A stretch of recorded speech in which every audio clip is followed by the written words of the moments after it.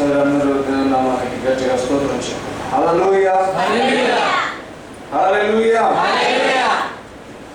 మంచిది. ఈరోజు అనేకమైన విషయాలు, ముఖ్యంగా సాక్ష్యాలు, కొంత వాళ్ళు బలంతో దేవుని పొందుకున్న శక్తితో చెప్పే సాక్ష్యాలు విన్నాం. మంచిది. ఈ రోజుకు మన సంఘ కాపరి దేవుని సన్నిధికి చేరి 3 సంవత్సరాలు గడిచింది. 3 సంవత్సరాలు పూర్తయినాయి.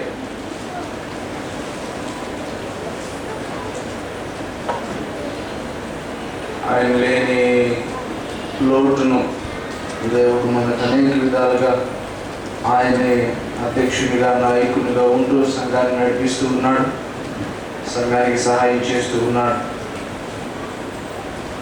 మనము ఇదంతా ఒక ఆత్మీయ యుద్ధం. చాలా జాగ్రత్తగా గమనించాలి. ఇదంతా ఒక ఆత్మీయ యుద్ధం. ఈ యుద్ధంలో రకరకాల పాత్రలు పోషించవలసిన వాళ్ళు ఉంటారు. ఎవరెవరు ఏ పాత్ర పోషిస్తారో దానిని బట్టి యుద్ధం విజయవంతం కావడం ఉంటుంది.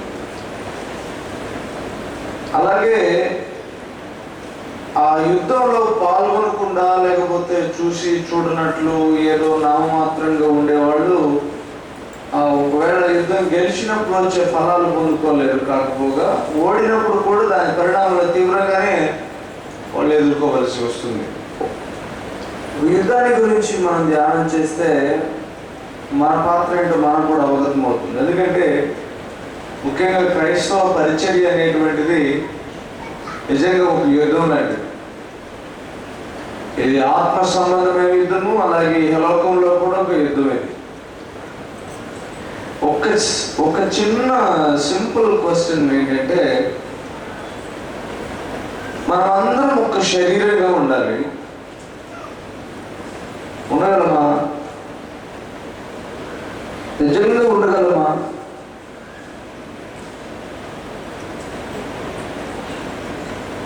భార్యాభర్తల్ని ప్రభు అంటాడు, మీరిద్దరు ఇక మీదట ఇద్దరు కాదు, ఒక్క శరీరం అయిపోవాలి, ఒక్క ఆత్మ అయిపోవాలి, ఒక్క మనసు అయిపోవాలంటేనే వాళ్ళు కావడం లేదు.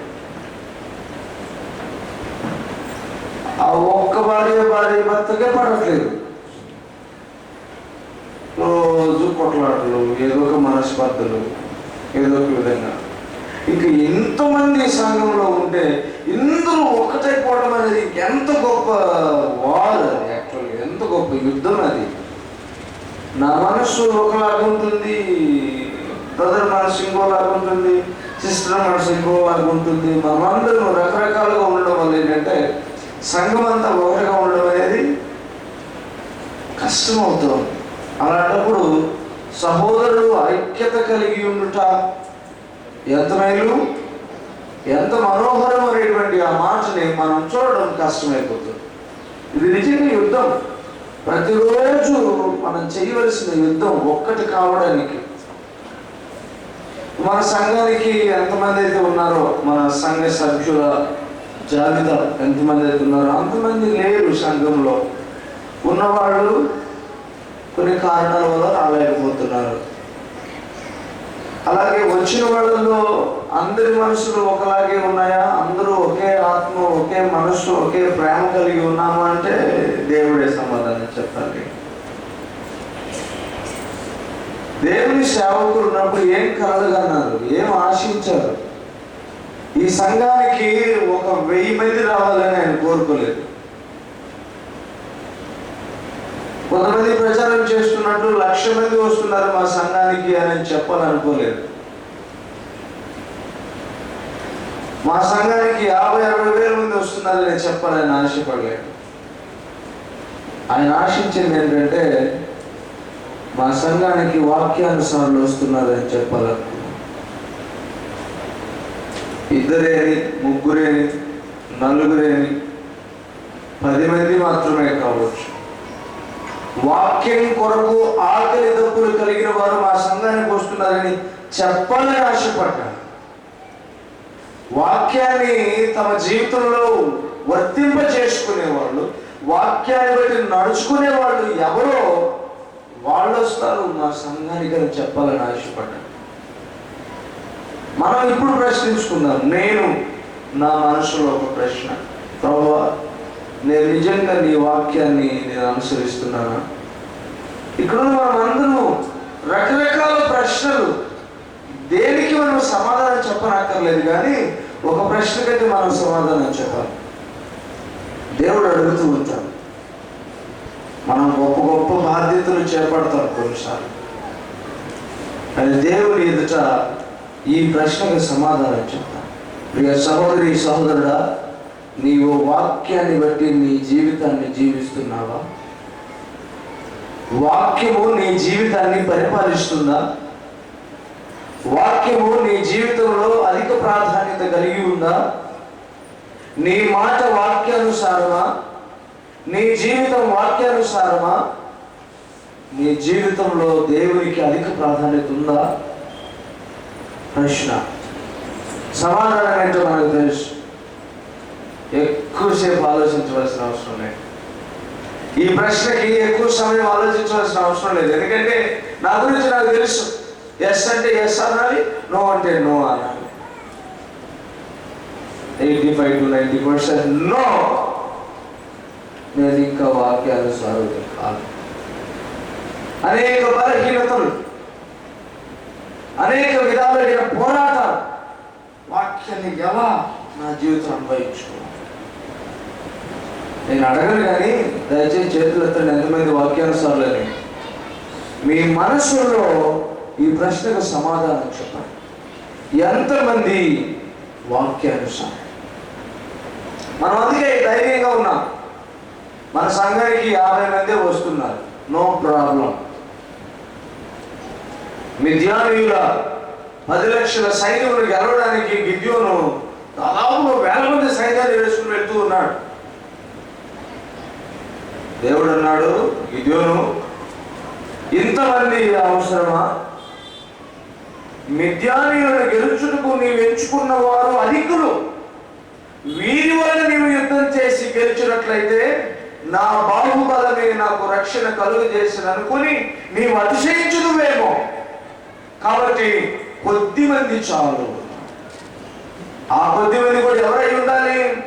బహుధైర్యశాలులై ఉండాలి, ఏమాత్రం భయం లేని వారై ఉండాలి, తెగువ కలిగిన వారై ఉండాలి, క్వాలిటీ కలిగిన వారై ఉండాలి. ఒక టెస్ట్ పెడతాను. ఏమిటా టెస్ట్? ఎందరైతే ఆ నదిలో వారి మోకాళ్ళు ఊరి కుక్క గతికినట్లుగా నీళ్లు గతుకుతారో వాళ్ళే నీ సైన్యం అంట.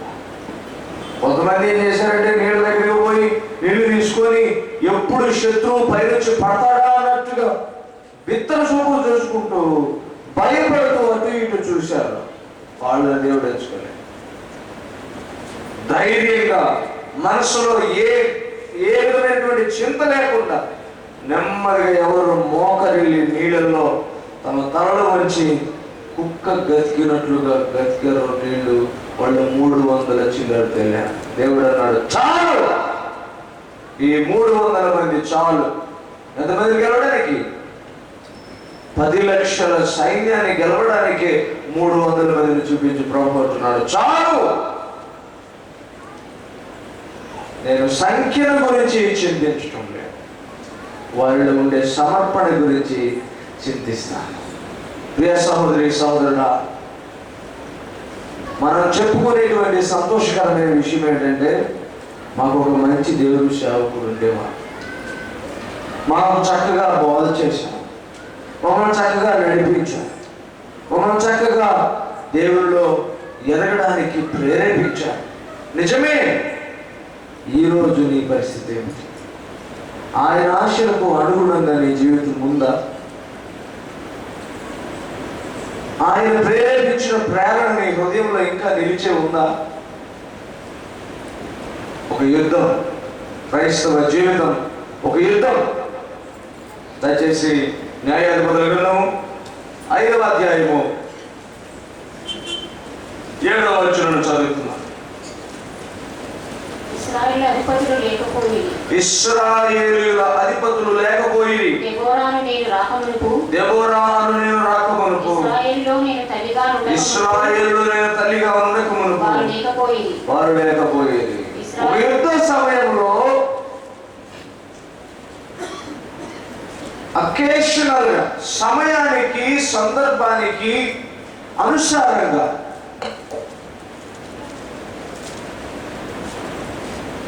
దేవుని వాక్యం సెలవిస్తుంది.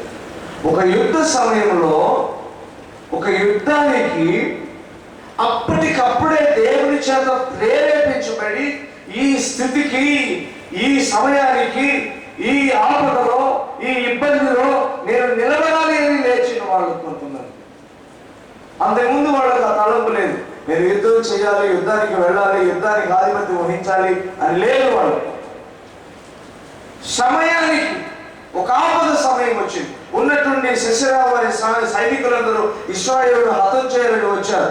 దేవుడు ప్రేరేపించాడు. దెబోరాకి చెప్తూ ఉన్నాడు, దెబోరా నేను నిన్ను వాడుకోబోతున్నా, లే, యుద్ధము నీ బాధ్యత, బారాకును పిలిపించు, యుద్ధం చేయాలి. దెబోరా ఆయన మాటలు విని బారాకును కూడా పిలిపించి ప్రేరేపిస్తుంది, మనం యుద్ధానికి పోవాలి. మొదటిగా నేను చెప్పదలిచింది ఏంటంటే, సమయానికి సందర్భానికి స్పందించే వాళ్ళు కొంతమంది. ఈ సమయానికి నీవు ఈ పని చేయాలి అంటే చేస్తాను అనేవాళ్ళు కొంతమంది, నో అనేవాళ్ళు కొంతమంది. ఒక ఆపద వచ్చింది, ఒక కష్టం వచ్చింది, యుద్ధం వచ్చింది. ఎన్నో సాకులు చెప్పచ్చు. అయ్యా నేను ఒక స్త్రీని కదా, ఏదో ఒక మూల కూర్చొని ప్రార్థన చేయమంటే చేస్తాను, కానీ కత్తి పట్టుకుని ధర్మమంటే నేను ఎక్కడ పోయిదయ్యా అని అనాలి కదా, అనట్లేదు. ఇంకా బాగాకే అంటున్నాడు, అమ్మ నువ్వు రాకపోతే నేను ముందుకు పోలే, కష్టం వస్తాను కానీ యుద్ధానికి వస్తాను కానీ నువ్వు కూడా రావాలి. ఒక విషయం అయితే స్పష్టంగా మనకు దేవుడు సెలవిస్తూ ఉన్నాడు, ఇదిగో సమయం వచ్చింది, పోరాటానికి సమయం వచ్చింది, ఆపదను అధిగమించడానికి సమయం వచ్చింది, యుద్ధాలను ఎదుర్కోవడానికి సమయం వచ్చింది. నీ పాత్ర ఏమిటి అని ప్రభు అడుగుతూ ఉన్నా. ఈ యుద్ధంలో చురుకైన పాత్ర పోషించడానికి నీవు సిద్ధంగా ఉన్నావా అని ప్రభు అడుగుతూ ఉన్నా. 3 సంవత్సరాలు అయింది దేవుని సేవకుడు ఉన్నప్పుడు. ఈ యుద్ధానికి సైన్యాధ్యక్షునిగా ఉన్నాడు, నడిపించాడు. ఇప్పుడు అధిపతులు లేరు. మనందరము ఒక బాధ్యత ఎరిగినటువంటి సభ్యులుగా ప్రవర్తించాలి. దేవుని వాక్యం సెలవిస్తుంది, యుద్ధం వచ్చింది లే అని ప్రభు కనుక నీకు సెలవిస్తే, ఇదిగో నీ బాధ్యత ఏది చెయ్యి అని అంటే చేయడానికి నీ హృదయంలో సుముఖత ఉందా? నీ బాధ్యత ఎరిగే సున్నితమైన మనస్సు, ఆ హృదయం గ్రహించే ఆత్మ నీకున్నాయా? కొంతమంది అలాగా, మరి కొంతమంది ఉన్నారు. ఇక మనం చూస్తే 8వ వచనం త్వరగా చదువు. ఇశ్రాయేలు క్రొత్త దేవతలను కోరుకొనగా యుద్ధము ద్వారముల యొద్దకు వచ్చెను. ఇశ్రాయేలులో 40,000 మంది కంటే ఒక కేడమే గాని కనబడలేదు. చెరులలో ఇశ్రాయేలు అధిపతులు యుద్ధం వచ్చేసింది. కొంతమంది ఏమో యుద్ధానికి మేము సిద్ధమని లేచారు. దేవోరా లాంటి వారు, బారక లాంటి వాడు, ఎస్ ఈ యుద్ధానికి మేము సిద్ధమే అని లేచారు.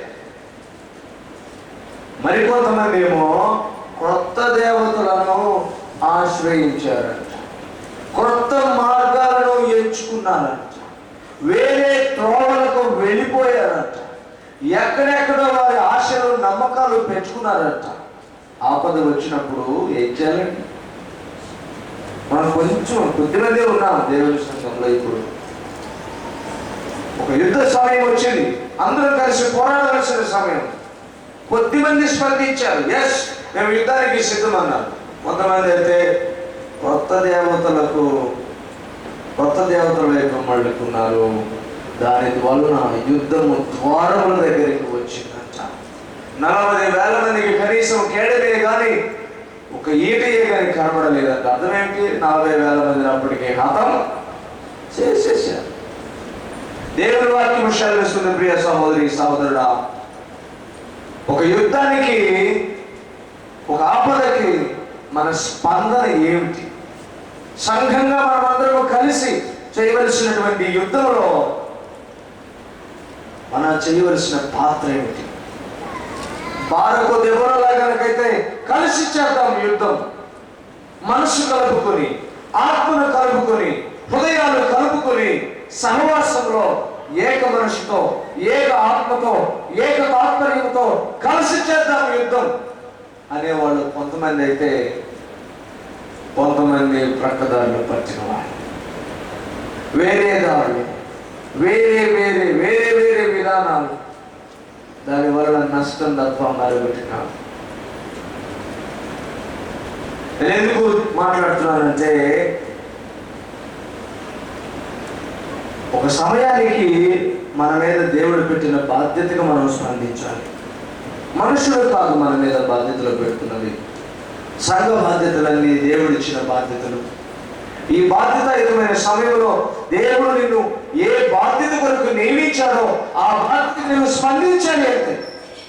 అట్లా కాకుండా నీవు మౌనం వహించిన, నీ బాధ్యతను విస్మరించి వేరొక త్రోవలో నీవు వెళ్ళినా, నీకు నియమించిన బాధ్యతను కాదు అన్నందుకు నీవే ఉత్తరవాది అని గమనించాలి.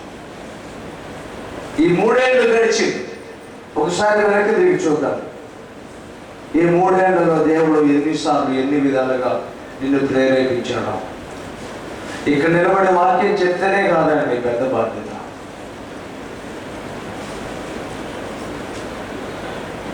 సంఘంలో ఎన్నో బాధ్యతలు ఉంటాయి. నీ బాధ్యతను నువ్వు సక్రమంగా నెరవేర్చుతున్నావా? నీవు నమ్మకంగా సమాజంలో కూడుట మానక దేవుని వాక్యానుసారం రావడం కూడా నీకు ఇచ్చిన నమ్మకమైన బాధ్యతే. దేవుని వాక్యం సెలవిస్తుంది, నీవు నీ పాత్ర నమ్మకంగా నెరవేర్చుతున్నావా? నీ బాధ్యతను నువ్వు సక్రమంగా నెరవేరుస్తున్నావా? కొంతమంది అయితే యుద్ధానికి మేము సిద్ధమన్నారు, వాళ్ళ పాత్ర నమ్మకంగా పోషించారు. కొంతమంది అయితే వేరే మార్గాలు ఎంచుకున్నారు. ఇది కాదు, దేవుడు ఇచ్చిన బాధ్యతను ప్రక్కన పెట్టి దేవుడు చెప్పిన పని చేయకుండా వేరే మార్గాలు ఎంచుకొని వేరే త్రోవలకు వెళ్ళిపోయిన వాళ్ళు ఉన్నారు. కొంతమంది చూద్దాం. 9వ వచనం నుంచి 15వ వచనం. జనులలో ఇశ్రాయేలు అధిపతులు సంతోషముగా సిద్ధపడి వారి యందు నాకు ప్రేమ కలదు. యెహోవాను స్తుతించు. తెల్లగాడిదల మీద ఎక్కువ వారలారా, నివాసుల మీద కూర్చుండు వారలారా, నడిచి వారలారా, ఈ సంగతి ప్రకటించుడి. విలుకాండ్లు ధ్వనికి దూరంగా నుండివారు, నీళ్లు చేరుకొని స్థలములలో నుండివారు యెహోవా నీతి క్రియలను ప్రకటించెదరు. ఇశ్రాయేలు గ్రామంలో ఆయన జరిగించు నీతి క్రియలను వారు ప్రకటించెదరు. వీరుటకై యెహోవా జనులు ద్వారములలో కూడుదురు. దెబోరా మేలుకొనుము, మేలుకొనుము, దెబోరా మేలుకొనుము, మేలుకొనుము, బారాకు కీర్తన పాడుము. అబీనోయము కుమారుడా లేము, చెరపట్టిన వారిని చెరపట్టుము. ప్రజల వీరులలో శేషించిన వారిని కూడి వచ్చిరి. శూరులలో యెహోవా నాకు సహాయం చేయవచ్చెను. అమాలేకులలో కాపురమున్న ఎఫ్రాయిమీయులను, నీ తర్వాత నీ చెరులలో బెన్యామీయులను, మాకీరు నుండి న్యాయాధిపతులను, జెబూనీయుల నుండి నాయక దండము వహించు వారను వచ్చిరి. ఇశ్శాఖారీయుల అధిపతులు దెబోరాతో కలిసి వచ్చిరి. జెబూనీయులు మరణభయం లేక ప్రాణము తృణీకరించుకున్న జనము. నఫ్తాలీయులు భూమి మెట్టల మీద ప్రాణము తృణీకరించి రాజులు వచ్చి యుద్ధము చేసి. మనం చదువుకుంటున్నాం. ఒక సమయం వచ్చినప్పుడు ఎవరు ఎట్లా స్పందిస్తున్నాం? కొంతమంది ఏమో మేము యుద్ధానికి సిద్ధమన్నారు, నమ్మకమైన బాధ్యతలు నెరవేర్చారు. మరికొంతమంది ఏమో కొత్త మార్గాలు ఎంచుకున్నారు, కొత్త కొత్త దేవతలను ఆశ్రయించారు. దానివలన 40,000 మంది ఏ ఖడ్గము ఏ ఈట కనబడని స్థితిలో నాశనం అయిపోయారు. కొంతమంది అయితేనంట సంతోషంగా తమను తాను ఆ యుద్ధానికి సమర్పించుకున్నారంట. వారిలో ఏం కనిపిస్తుందంట? దేవుడికి దెబోరా కీర్తన పాడుతుంది. కీర్తనలో చెప్తుంది ఆమె, కొంతమందిలో నాకు సంతోషంగా తమను తాము దేవునికి అర్పించుట కనిపించి వారిలో నాకు ప్రేమ కలదు, వారిని చూస్తే ముచ్చటేస్తూ ఉంది, దేవుని కొరకైన ఆశ వారిలో కనిపిస్తూ ఉంది. నా ప్రశ్న ఏమిటంటే, ఈరోజు ఆయన పవిత్రమైనటువంటి శరీరము రక్తము మనం తిని త్రాగలైన సమయంలో, ఈ 3 ఏళ్ల గత కాలంలో, అంతకు మునుపు నేను ప్రశ్నించను కానీ, ఈ 3 ఏళ్ల కాలంలో దేవుని ఈ యుద్ధము వంటి పరిచర్యలో మిమ్మల్ని మీరు స్వతంత్రంగా, స్వయిచ్ఛగా, సంతోషంగా దేవుని పరిచర్యకు మీ వంతు మీరు నమ్మకంగా మిమ్మల్ని మీరు సమర్పించుకున్నారా? మీ వంతు పాత్ర మీరు సంతోషంగా జరిగించారా? దేవుని వాక్యము ప్రశ్నిస్తూ ఉంది. కొంతమంది అయితే తమను తాము సంతోషంగా అర్పించుకున్నారంట. 18వ వచనంలో ఒక గొప్ప మాట, జబులేనీలట ప్రాణభయము లేక మరణమును కూడా తృణీకరించి ఏం చేశారు వాళ్ళు? మరణ భయము లేక ప్రాణమును తృణీకరించుకున్న జనమట. నఫ్తాలీయులు భూమి మెత్తల మీద ప్రాణము తృణీకరించరు. అటువంటి వాళ్ళందరూ ఏ మరణ భయం లేకుండా మరణముకైనా సిద్ధమే, కానీ ఈ యుద్ధం మాత్రం మానుకునేది. యుద్ధములో ఏమాత్రము తగ్గే ప్రశ్న లేదు. ఈ యుద్ధాన్ని ఎంత మటుకైనా చేస్తామనేటువంటి అనేక మంది అధిపతులు సంతోషంగా వచ్చారట. అంటే ఒక విషయాన్ని మనం గమనిస్తున్నాం, సంఘం అంటే సంఘం అంతా ఒకే మార్గంలో ఉండదండి. ఇశ్రాయేలీయుల్లో 11 రకాల వాళ్ళు ఉన్నారు. అందుకే చెప్తున్నాడు, ఇశ్రాయేలు అనేటువంటి ఒక మహా సమాజంలో ఒక ఆపద వచ్చినప్పుడు, ఒక శ్రమ కాలంలో, ఒక ఇబ్బంది కాలంలో యుద్ధం వస్తుంది అని అంటే కొంతమంది సిద్ధమయ్యారు. బారకు, దెబోరా వంటి వారు ఎస్ మేము రెడీగా ఉన్నాం అని స్పందిస్తూ ఉన్నాం. కొంతమంది అయితే నో, మాకు ఈ దేవుడు కాదు మరొకరు కావాలి అని చెప్పి వేరే త్రోవలు ఎంచుకున్నారు. మరికొందరైతే మా స్వయం ఇచ్చుకో మేము సంతోషంగా మమ్మల్ని మేము సమర్పించుకుంటాం. యుద్ధం ఎంత దూరం వెళ్ళినా పర్వాలేదు, మేము చేస్తాం యుద్ధం. ఇది ఎంత దూరం వెళ్ళినా, ఈ ప్రయాస, ఈ ప్రయాణము, ఈ యొక్క ప్రయత్నము ఎంత దూరం వెళ్ళినా మా సంపూర్ణమైనటువంటి సహకారం మేము ఇస్తామన్నారు. జబులీయులు, నఫ్తాలీయులు ప్రాణ భయము లేక, మరణ భయం లేక ప్రాణములను తృణీకరించి మరి పోరాటం చేశారు. నా ప్రశ్న ఏమిటంటే, ఒక చిన్న మాట ఏదైనా ఒక విశ్వాసికి మరొక విశ్వాసికి వచ్చిందంటే, ఈ విశ్వాస సంఘానికి వస్తే ఆ విశ్వాసం రాదు. కొన్ని సంఘాల్లో మనం చూసాం. వాస్తవానికి సాధారణ మన మధ్యలో తీసుకుని వచ్చిన ఆ ఆత్మీయ యుద్ధ వాతావరణంలో మనమే ఓడిపోయి పక్క మార్గాలకు వెళ్ళిపోయాం. ఇక్కడ జబులీయులు, నఫ్తాలీయులు ఏం చేస్తున్నారంటే, మరణ భయము లేక ప్రాణమును తృణీకరించి దేవుని కొరకు ఒక వీరోచితమైనటువంటి యుద్ధం చేశారట. నఫ్తాలీయుల ప్రాణములు మెత్తల మీద అలాగా పడిపోయారు, యుద్ధంలో చనిపోయారు. కానీ నఫ్తాలీయుల త్యాగాన్ని గురించి రాస్తాం, ప్రాణమైనా విడిచిపెడతాము కానీ యుద్ధంలో మాత్రం వెనక్కి తగ్గాము. మేము ఏ యుద్ధానికైతే మమ్మల్ని మేము సమర్పించుకున్నామో ఆ యుద్ధమును కడతేరుస్తామంతే. ప్రియా క్రైస్తవుడా, ఆ పేరుకైనా కనీసం సార్థకత చేకూర్చే దిశగా ఆత్మీయ యుద్ధంలో మనం చురుగ్గా ఉన్నామా?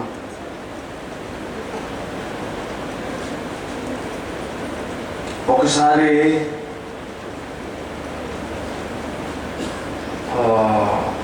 నేను ఒక చిన్న న్యూస్ వింటున్నాను. ఆలోచన ఏమిటంటే, తిమోతి పత్రికలో ఒక మాట ఉంది, ఎవరైనా సంఘంలో ఒక మంచి పదవి, ఒక దొడ్డ పదవి ఆశిస్తున్నట్లయితే, అధ్యక్షుని పదవి ఆశిస్తున్నట్లయితే, ఏదైనా పరిచారకుని పదవి ఆశిస్తున్నట్లయితే వాళ్ళకు కొన్ని లక్షణాలు ఉండాలని కొన్ని లక్షణాలు జాబితా ఇచ్చి, అందులో ఒక మాట ఏమిటంటే, ముందు వారు తమ ఇంటిని బాగుగా ఏలేవాళ్ళై,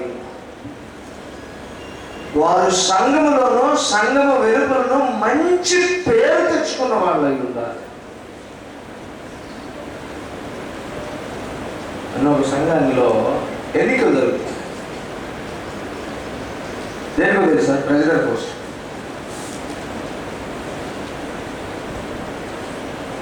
ప్రెసిడెంట్ పోస్ట్కి ఎన్నికలు జరుగుతున్నాయి.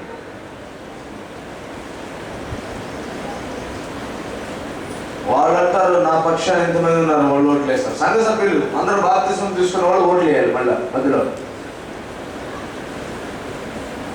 ఈ పోస్ట్ నిలబడేది ఇద్దరు ఎవరు బాప్తిస్మం తీసుకోలేదు. ఎవడు క్రీస్తుకు లోబడేవాడు. ఎవరికి ఇంట్లో సరైన సాక్ష్యం లేదు, బయట సరైన సాక్ష్యం. అధ్వాన్న స్థితి ఏమిటి ప్రస్తుత కాలం అంటే, ఇంటిలో సమాధానం ఉండదు, భార్యాభర్తలకు సమాధానం ఉండదు, సమాజంలో మంచి పేరు ఉండదు. అయినా మేము చేస్తాం యుద్ధం అని వస్తారు. ఇది ఆత్మీయ యుద్ధం అనే సంగతి మరచి, ఇది ఆత్మీయ పోరాటం అనే సంగతి మరచి, ఇది దేవుని పక్షాన చేస్తున్న యుద్ధం అని మరచి, దేవుని సేవకులుగా దేవుని బిడ్డలుగా ఉండవలసిన ఆ స్వయం మనం సంపాదించుకోవలసిన క్రీస్తు గుణలక్షణాలు లేకపోయినా యుద్ధానికి సిద్ధమై మేము ఉన్నామనేవాళ్ళు ఉంటారు. వాళ్ళు గెలవు. జబూలీలో మరణ భయం లేక ప్రాణములను తృణీకరించుకుని నఫ్తాలీయుల మెట్టల మీద తమ ప్రాణములను పరిచారు. ప్రాణములు పోయినా యుద్ధం చేయడం మానలేదు. దేవుని కోసం చేయవలసిన యుద్ధం ఒకటి ఉంది.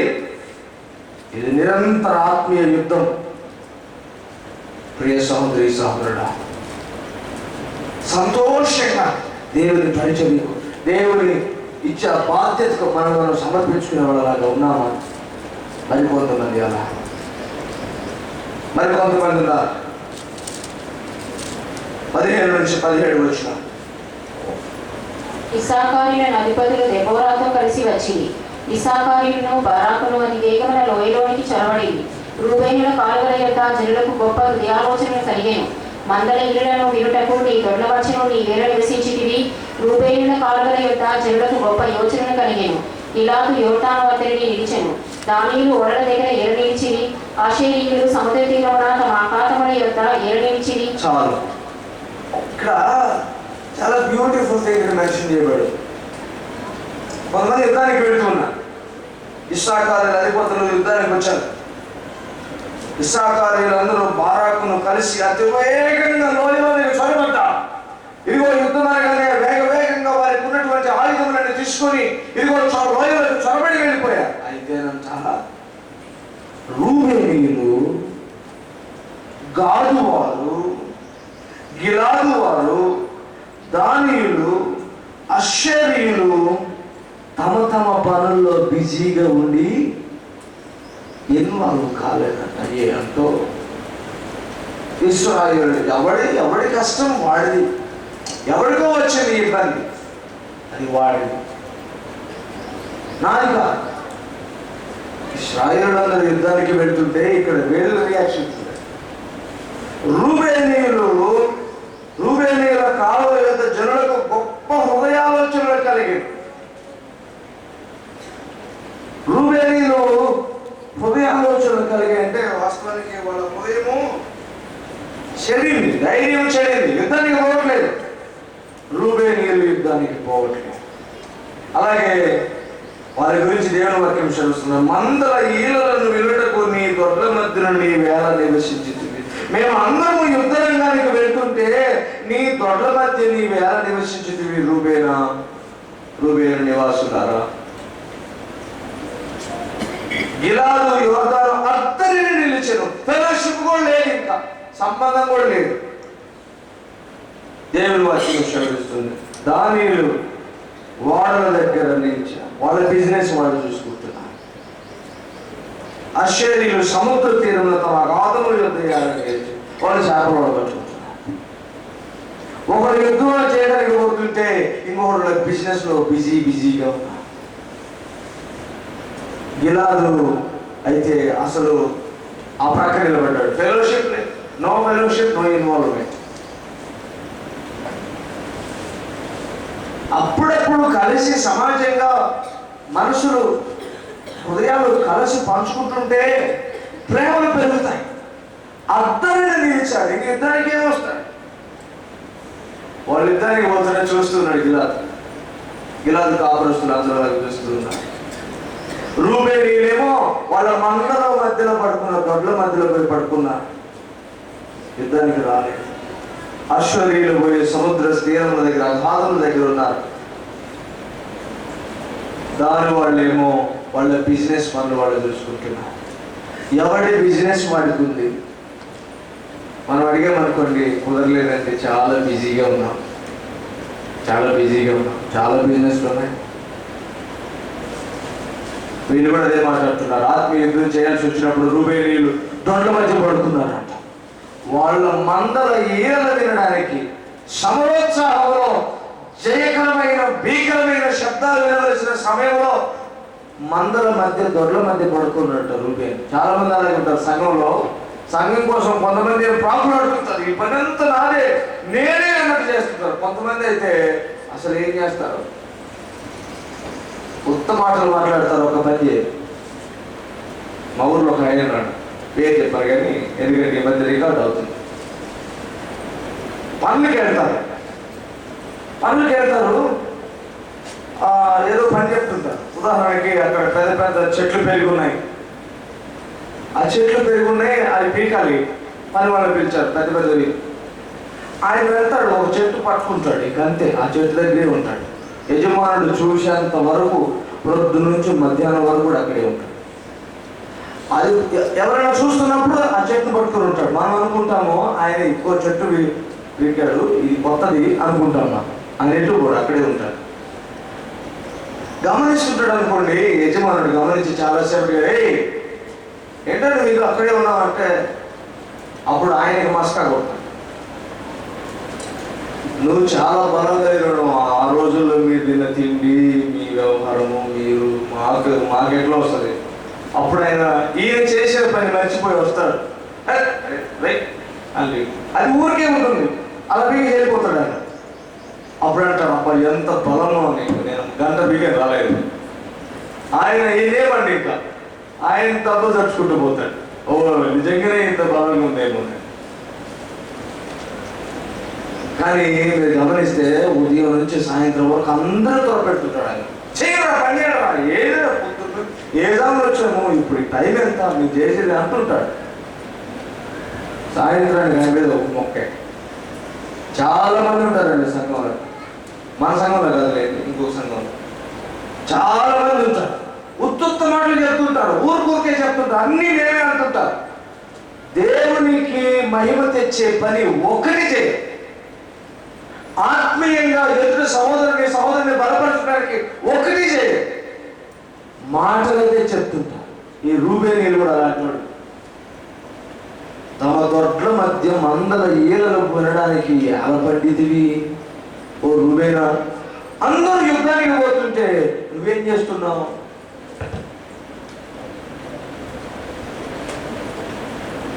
దొడ్ల మధ్య పడుతున్నట్టు. మీకు సహజంగా చెప్పాలి, ఓల్డ్ డేస్లో ఈ దొడ్ల మధ్య పడుకునేవాళ్ళు రాత్రుళ్ళు ఆ క్రూర మృగాలు అవి తిరుగుతుంటే వాటి భయానికి ఊరికి మాట్లాడటము, ఏదైనా క్యాంప్ ఫైర్ లాగా కొంచెం మంట వేసుకొని చుట్టుపక్కల ఉండడం, ఏదో చేయాలి. అట్లాంటి ఇష్టం వీళ్ళకి, ఊరికి మాట్లాడటం ఇష్టం. రూబేనీయులకి మాట్లాడుతుంటారు. ఏదైనా యుద్ధం వచ్చిందనుకో అంటారు, అంతే. పోరు వాళ్ళు అందరిని పోనిచ్చి వెనక ఆగిపోతారు.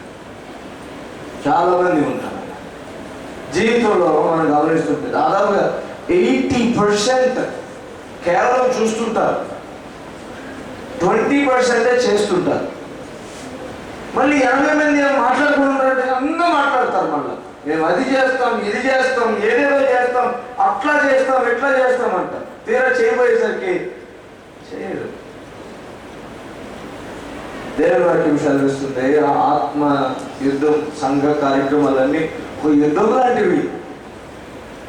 ఈ యుద్ధంలో మన పాత్ర మనం పోషించాలి. రూబేనీయులైతే ఉత్తమ మాటలు మాట్లాడుకుంటారు, నో యాక్షన్, ఏం చేయలేదు. గిలాదు వాళ్ళు అద్దరిని నిలిచినంత. కొంతమంది ఉంటారు, ఆదివారం వస్తే కూర్చుంటారు దగ్గరగా, నేను అప్పుడప్పుడు గమనిస్తుంటాను, దయచేసి ఎవరు ఏమనుకోకండి. కొంచెం ముందుకు జరగండి అమ్మా అంటే ముందు తర్వాత మేము అన్నట్టుగా జరుగుతుంటారు కొంతమంది. నేను అనుకుంటాను బహుశా వాళ్ళకి ఫెలోషిప్ లేదేమో, తగిలితే మళ్ళీ బయటకు పోయిన తగదలు వస్తాయేమో అని అనుకుంటాను కదా. చాలా మంది అంటారు అలాగే, బయటపడరు కానీ మనసులో చాలా చాలా కష్టాలు ఉంటాయి. మొన్న అప్పుడు ఏం చేసావు, ఆ సిస్టర్ మొన్న ఏం చేసింది తెలుసా, ఈ బ్రదర్ మొన్న ఏం చేశాడు తెలుసా, మిమ్మల్ని కనుక అలాంటి ఒక చిట్టి రాయమని తలా ఒక డబ్బా పెట్టామనుకోండి, బాక్స్, అది నిండిపోతుంది. నేను ఎవరిని విమర్శించడానికి ఈ మాట చెప్పట్లేదు, కానీ నిజంగా సంఘంలో ఒక రకమైన వేషధారణ కనిపిస్తుంది. దయచేసి ఎవరు ఏమనుకో, సంఘంలో ఒక వేషధారణ కనిపిస్తుంది. నిజమైన ప్రేమ ఏ సహోదరికి లేదు. కొద్దిమంది ఉన్నారు అలాగా. మేమందరం ఒక ఫెలోషిప్, మేమందరం ఒక చర్చకు వెళ్తాం అంటారు, కానీ నిజమైన స్నేహం, నిజమైన ఆ సహవాసం, నిజమైన ప్రేమ, నిజమైన ఆప్యాయత, నిజమైనటువంటి ఆ మనస్సు చాలా మందిలో లేరు. ఈ గిలాదు వాళ్ళు అద్దరిని నిలిచారు. అందరు యుద్ధానికి పోతుంటే ఈయన అద్దరిని నిలిచారు. దేవుని వాక్యం. దయచేసి ఎవరైనా ఈ 3 ఏళ్లలో ఒకవేళ అలాంటి లక్షణాలు గమనిస్తే, ఈరోజు దేవుని మాట సెలవిస్తుంది, మనస్సులు కలుపుకునే యుద్ధానికి వద్దాం రండి. ఒక మంచి సహవాసంగా సమాజంగా కూడి దేవుని నామాన్ని మహిమపరిచే సాతానుడు తెచ్చిన ఎడబాటుని తీసివేసే యుద్ధం చేద్దాం రండి. మనస్సులు, ఆత్మలు, హృదయములు ఒక్కటైపోయే ఐక్య సంఘటిత యుద్ధం చేద్దాం రండి. ఇలాగా యోర్దాను అద్దరు నిలబడదు, ఫెలోషిప్ లేకుండా ఉండదు. మరికొంటున్నారు దానియులు అంటే వాళ్ళ దగ్గర నిలిచున్నారు, వాళ్ళ బిజినెస్ చూసుకుంటున్నారు. ఏందయ్యా దానియులారా, రెండయ్యా పోదాం, యుద్ధానికి పోదాం అంటే ఎక్కడ కుదరట్లేదు, మా బాధలే మాకున్నాయి, మా ఓడలు మా బిజినెస్లు మాకున్నాయి. చాలా మందికి అందరికి ఒక్కొక్క ఓడ ఉంటుందండి జీవితంలో, ఎవరికి లేవండి, అందరూ ఒక్కొక్క బిజినెస్ ఉంటుంది. సంఘ కార్యక్రమాలకు వచ్చేసరికి ఎక్కడండి కుదరట్లేదు, బాగా బిజీ, ఒక్కటే బిజీ. 24 అవర్స్లో కనీసం మంచినీళ్ళు తాగడానికి కూడా టైం దొరకట్లేదు. ఏమో అలాంటి వ్యక్తులు నేను ఇప్పుడు చూడలేదు నా లైఫ్లో. నాకు తెలిసిన ఒక పెద్ద ఇది ఏంటంటే, నా దగ్గర అసలు టైమే లేదనే వాళ్ళ దగ్గర ఉన్నంత టైం ఇంకెవరి దగ్గర ఉండదు.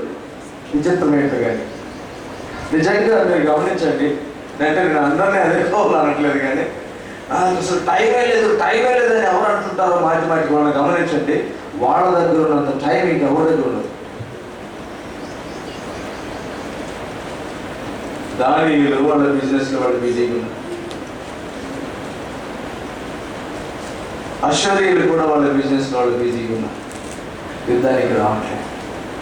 ప్రియ సహోదరుడా, నేనేం చెప్తున్నానో మీకు అర్థమైందని నేను ఆలోచిస్తున్నాను.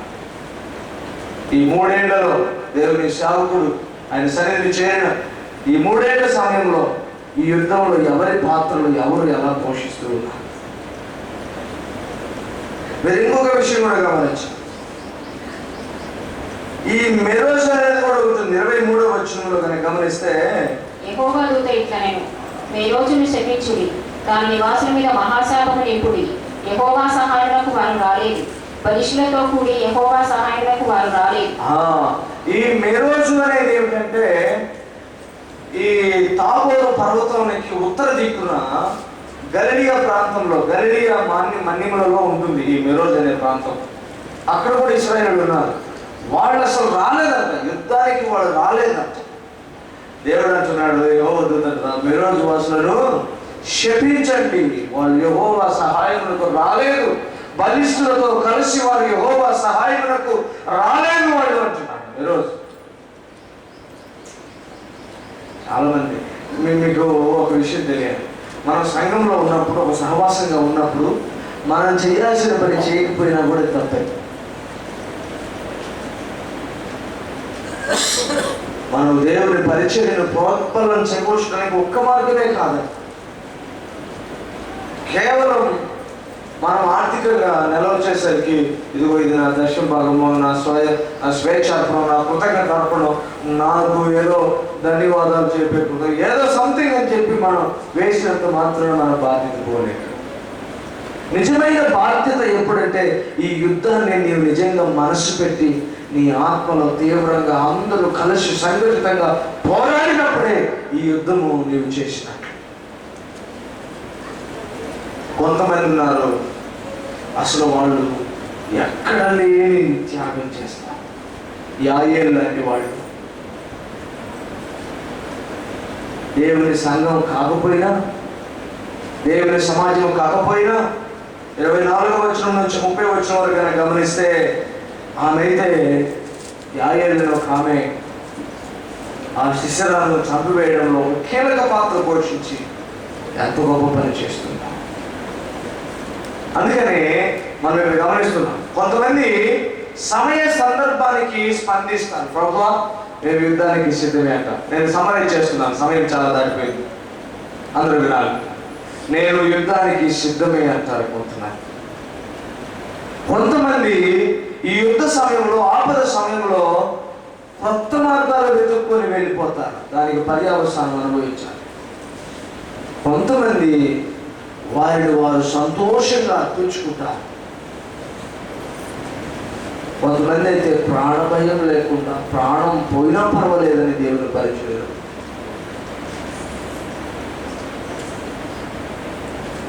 కొంతమంది అయితే అసలు మాకే ఇన్వాల్వ్మెంట్ అక్కర్లేదనే వాళ్ళు అంటారు. రూబేనీయుల వలె, గాలి గిలాదు వారి వలె, ఈ అశ్షేలు వాళ్ళ వలె, దానీలు వారి వలె వాళ్ళ బిజినెస్ వాళ్ళు చూసుకుంటూ, వాళ్ళ మాటలు వాళ్ళు మాట్లాడుకుంటూ. కొంతమంది అయితే గమనించదగిన గొప్ప సాహసాలు చేస్తారు. ఈ యాయేలు అని ఆ శిశుర తలలో, ఆ సైన్యాధ్యక్షుని యొక్క తలలో మేకులు పుట్టినట్లు ఆ గొప్ప సాహసాలు చేస్తారు. అంటే సంఘం కోసం, సంఘ అభివృద్ధి కోసం ఎంత గొప్ప రిస్క్ అయినా మేము ఫేస్ చేస్తామని ఎంత మనుషులు ఉన్నారు. మనం ఇంకా ఆ స్థాయికి పోలేదు. నా ప్రశ్న ఏమిటంటే, ఈ 3 సంవత్సరాలు యుద్ధం ఒక పార్టీగా జరిగింది, ఒక మోస్తరుగా జరిగింది. రానున్న కాలంలో మరింత తీవ్రతరం అవుతుంది ఆత్మీయ యుద్ధం. ఇప్పుడు మనకు కావలసింది ఐక్యత, అందరూ ఒకటి కావటం. రూబేనీయుల వలె, గాదీయుల వలె, అశ్షేలు వలె, దానీయుల వలె ఎక్కడో దూరంగా ఉండొద్దు. దయచేసి కొంతమంది వెతుక్కున్నట్లుగా కొత్త దారులు వెతుక్కోవద్దు. ఒక దేవోరా వలె, ఒక బారకు వలె సమయానికి స్పందించే వారుగా, ఎస్ ఈ యుద్ధానికి మేము సిద్ధమే అన్నట్లుగా రెడీగా ఉండేవాళ్ళు కావాలి ప్రభు కోసం. అలాగే సంతోషంగా తమను తాము సమర్పించుకున్న ఇశ్రాయేలు అధిపతుల వలె ఉంటారు. ఇశ్శాఖారు అధిపతులు వేగంగా లోయలో చొరబడినట్లుగా చొరబడాలి. జబులుని వాళ్ళు ప్రాణ భయం లేక, మరణ భయం లేక ప్రాణములను తృణీకరించినట్లుగా ప్రాణమైన పెట్టి ప్రభు పరిచయం ముందుకు వెళ్తారనే మనసు మనకు. నఫ్తాలీలైతే ఇదిగో భూమి మెత్తల మీద వారి ప్రాణములను అలాగ వాళ్ళు తృణీకరించి అన్నాడు. కొంతమంది ఏ ఇన్వాల్వ్మెంట్ లేకుండా ఉంటారు, అలా ఉండద్దు. మనం యాయేలు వలె ఇంకా ప్రమాదాలైన ఎదుర్కొని సైతం ప్రభు కోసం నిలబడేటువంటి ఆ స్థితిలో మనం ఉండాలి. ఈరోజు ఒక సూటియైన ప్రశ్న, ఈ సమయంలో నీ యుద్ధం ఎలా ఉంది? ఈ యుద్ధ స్థితిలో నీ యొక్క స్పందన ఎలా ఉంది? సంఘం కొరకు దేవుడు చేస్తున్న ఈ ఆత్మీయ యుద్ధంలో మనమందరం భాగస్థులం అయ్యామా లేదా? రోజు వలె దేవుని సహాయం వారు రాలేదు కాబట్టి వారిని చూపించడన్నట్టు ఏ విధమైన ఇన్వాల్వ్మెంట్ లేకుండా మనం దూరంగా ఉండిపోతున్నామా? దయచేసి కొంతమందికి అర్థం కావట్లేదు ఏం మాట్లాడుతున్నా. ఒక ఆపద సమయం వచ్చినప్పుడు, ఒక ఇబ్బంది వచ్చినప్పుడు బారాకు దెబోరాలాగా స్పందించే వారంగా ఉండాలి. ఎస్ మేము రెడీగా ఉన్నాం ప్రభువా అనే విధంగా. అంతేగాని కొంతమంది కొత్త దేవుళ్ళు వెతుకులాడుకున్నారు, కొత్త మార్గాలు వెతుకులాడుకున్నట్లుగా అలా వెళ్ళిపోకూడదు. ఇశ్రాయేలు అధిపతులు కొంతమంది తమను సంతోషంగా సమర్పించుకున్నారు, అలాగే ఉండాలి. కొంతమంది అయితే ఏ ఇన్వాల్వ్మెంట్ లేకుండా ఉన్నారు, అసలు వాళ్ళు ఏం చేయలేదు. రూబేనీలు, గాదీయులు, అశ్షూరీయులు, దానీయులు వీళ్ళైతే మాకు అసలు పట్టదు అన్నట్లు ఉన్నారు. యాయేలు వంటి పరాయి వాళ్ళు మాత్రం దేవుని బిడ్డల కోసం ఒక గొప్ప కార్యం చేశారు. వీళ్ళందరినీ గమనిస్తూ ఉంటే మనకేమనిపిస్తూ ఉంది, మన బాధ్యత ఏమిటి, మన పాత్ర ఏమిటి, మనమేం చేస్తూ వచ్చాం. ఈ 3 ఏళ్లలో ఒకసారి పరిశీలన చేసుకుందాం, మనం పరిశోధించుకుందాం. మన యుద్ధంలో మన పాత్ర ఎటువంటిదిగా ఉంది, ఈ సంఘం చేసే ఆత్మ యుద్ధంలో మనం ఎలాంటి మంచి పాత్ర పోషించాం పరీక్ష చేసుకుందాం. దేవుని సేవకుని జ్ఞాపకం చేసుకుంటూ ఆయన తదనంతరం జరిగిన ఈ 3 సంవత్సరాల ఆత్మీయ యుద్ధంలో మన పాత్ర మీద ఒక విశ్లేషణ చేసుకుందాం. దేవుని దృష్టికి అనుకూలమైన యుద్ధాన్ని మనం చేసామా, లేక రూబేనీల వలె ఉక్త మాటలు చెబుతూ, గాదీయుల వలె గిలాదీయుల వలె యోర్దానుకు అద్దరి వైపు ఉంటూ, దానీయుల వలె మా బిజినెస్లో మాకు ఎక్కువ ఉన్నాయి అని అంటూ, అశ్షూరీయుల వలె సముద్ర తీరంలో అగాధముల యొద్ద ఉన్నట్లు మా కష్టాలు, మా సమస్యలని సాకులు చెప్పుకుంటూ అలా వెళ్ళిపోయాము. పరిచర్యలో మన వంతు ప్రార్థనే కావచ్చు, సాక్ష్యమే కావచ్చు, దేవుని కొరకు ఒక ప్రత్యేక జీవనాన్ని జీవించడమే కావచ్చు, ఎలాంటి యుద్ధం చేస్తున్నాం ప్రార్థన చేసుకుందాం. ప్రార్థన చేసుకుంటూ మనం పరిశీలించుకుంటూ ప్రభు శరీరాన్ని, ప్రభు రక్తాన్ని స్వీకరిద్దాం.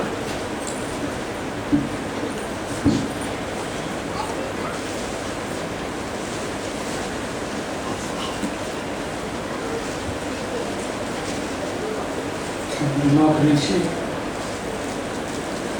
దేవుని దాసుని ద్వారా దేవుని స్థితిలో మనం పరీక్షిస్తున్నాము. మనం ఉద్యోగంలో ఉన్నాము, మనం ఎలాగ ముందు సాగుతున్నాము, విశ్వాస రీతిని అలాగే ముందుకు మనం పరీక్షిస్తున్నాము. అలాగే ప్రభువుకు పోయినట్టు మనం ఏదైతే ఈ క్షణం ఈ సమయంలో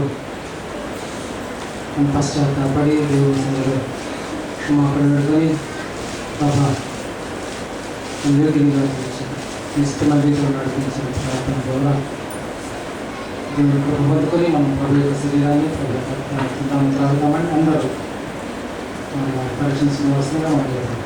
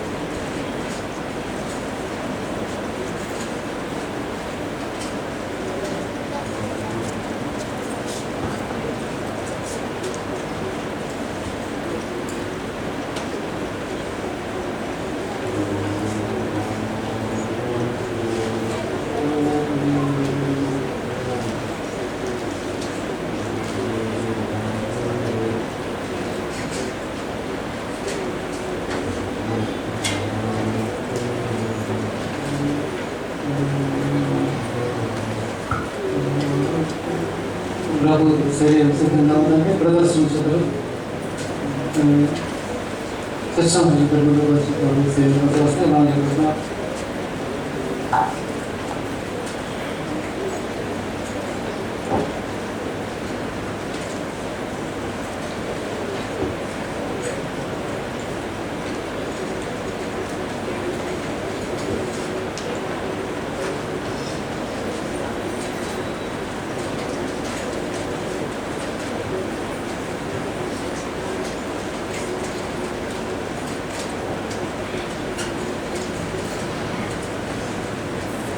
ఈ సమయంలో నాకు శరీర నిమిత్తము సిస్టర్స్ ఉంచారు ప్రార్థన కోసం మొదలుపెడతాను.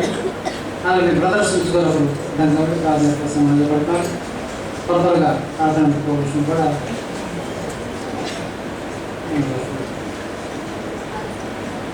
త్వరగా సిస్టర్స్ నుంచి ప్రార్థన కోసం మైక్ మైక్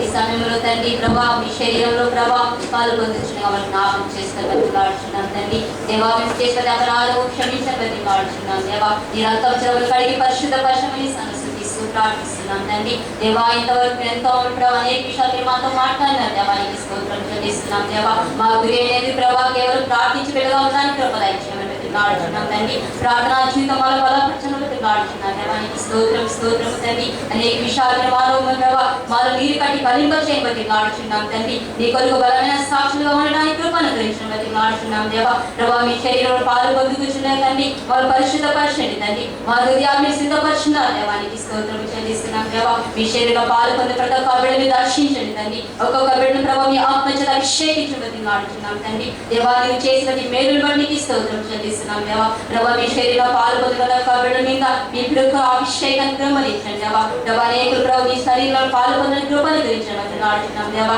దేవా నీ కొరకు మమ్మల్ని సిద్ధపరచడం దేవానికి స్తోత్రం చెల్లిస్తున్నాం తండ్రి. దేవా ఇతర కాల తండ్రి ప్రభా మీ శరీరం మీ రక్తము తండ్రి నలను కొట్టి ప్రభా మా కొరకు ప్రభు మీరు సిలువలో ప్రభా తండ్రి ప్రభా భలే తండ్రి మాకు ప్రభా మీ శరీరం విషయాలు దేవానికి స్తోత్రం తండ్రి. దేవా అనేక విషయాలు మీ కృపను చూపించడానికి స్తోత్రం స్తోత్రం హల్లెలూయా. యేసునికి వందనములు స్తోత్రం స్తోత్రం చెల్లిస్తున్నాం దేవా. ఈ క్షణం మీ ఆత్మని కృపరించండి తండ్రి. పరిశుద్ధాత్మ అభిషేకం మా మధ్య దివ్యంగా మనం అడుగుచున్నాం దేవా. యేసునికి వందనాలు స్తోత్రం చెల్లిస్తున్నాం దేవా.